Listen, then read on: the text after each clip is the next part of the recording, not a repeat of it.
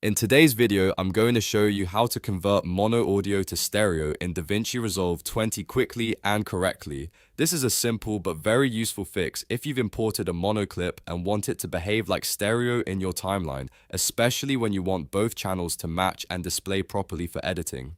If this tutorial helps you out, make sure to hit that like button and subscribe for more easy DaVinci Resolve tips. Alright, let's jump right in. First, open DaVinci Resolve 20 and go to the edit page. On your timeline, find the mono clip that you want to convert. Make sure you select the actual clip in the timeline because the next step will apply to that specific piece of media. Once the clip is selected, right-click on it to bring up the options menu. From that menu, click Clip Attributes. This is where DaVinci Resolve lets you change important properties of the clip, including how the audio is interpreted. A pop-up window will appear, and at the top, you'll see different tabs. Click on the Audio tab, because that's where the mono to stereo conversion happens. Now look for the Format drop-down menu. By default, your clip will likely be set to mono. Click that drop-down and change it from mono to stereo. This tells Resolve that you want the clip treated as a stereo audio file instead of a single mono track. Next, set tracks to 1. This part is important because it controls how the channels are mapped.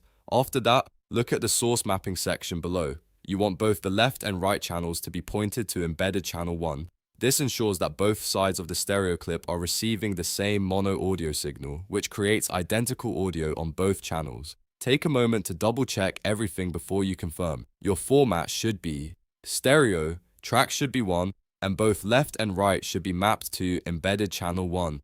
Once all of that looks correct, click OK. As soon as you do that, go back to your timeline and look at the clip. You should now see two identical waveforms, which tells you the clip is being treated as stereo. That means the mono audio has now been converted properly for stereo playback and editing inside DaVinci Resolve. And that's it. You've successfully converted mono to stereo in DaVinci Resolve 20. This is a quick fix, but it can make a big difference when you're organizing audio, matching channel layouts, or preparing your project for a cleaner workflow.